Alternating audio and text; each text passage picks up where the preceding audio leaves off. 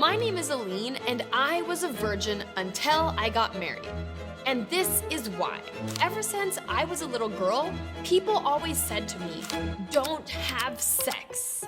I heard people say, "Here is a piece of gum." Then they would chew it and spit it out. "Do you want this piece of gum now that it's chewed?" They would compare sex to chewing gum, that nobody wants you once you're chewed up and used. You lose your value. It seemed like whether I did this one thing or not would define me completely. But why? Why is everybody so obsessed with virginity? And why isn't it a big problem for men as well? In many societies, the more people you have sex with, the less valued you are. That is, if you're a woman. But if you're a man and have sex, people say, "Oh, come on. Boys will be boys. It's not a big deal." In fact, in many cultures around the world, if you're not a virgin, you can't get married. And sometimes your life might even be in danger. Here's why.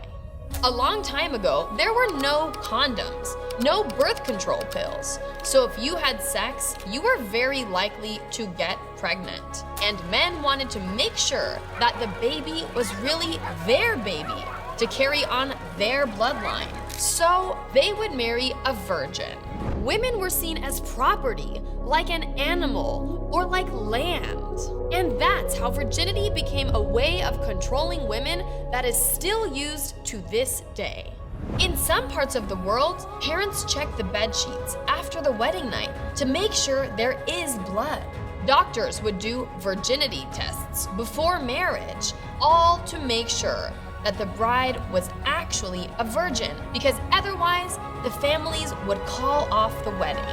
Some family members wait whole night out of the room, and the next day they proudly show the blood to everyone that the bride was virgin. So I grew up in a very conservative religion. I saved myself for marriage, and then guess what?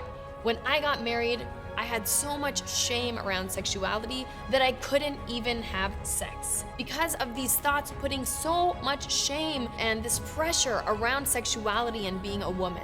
It's getting so crazy that in some cultures, women who have had sex feel forced to get plastic surgery on their private parts to make them look as virgin-like as possible. And the discrimination doesn't end there.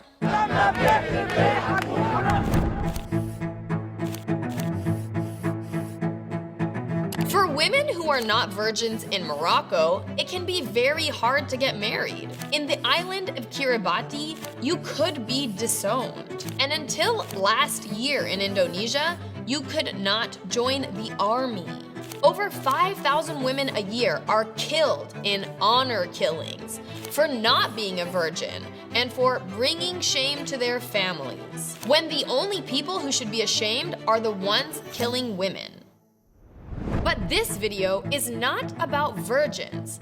It's about double standards and how we are always trying to control women. We tell girls to save themselves for marriage, but we encourage guys to do the exact opposite. I want to say here and now that a woman's virginity is not important. It does not matter, and it does not define her. Women are so much more than their sexuality. They are their talents, their careers, their families, their personalities. So I really feel like what we need to do in this world is change how we're talking about sex. I totally think it's okay to not have sex if you don't want to, but what I think is not okay is when other people are forcing these decisions on you, are forcing the shame on you, when it's happening only to women and not to men. That's where the problems really lie. But some countries are taking steps in the right direction, like in France, India, or Pakistan, where the governments are taking steps to ban virginity tests and are even considering jail time for doctors who do these tests on women. It will take a lot more than a few laws to change how society views women, but we have to start somewhere. My hope is that someday soon, a woman is defined not by her virginity, but by who she is. And that starts with me, and that starts with you.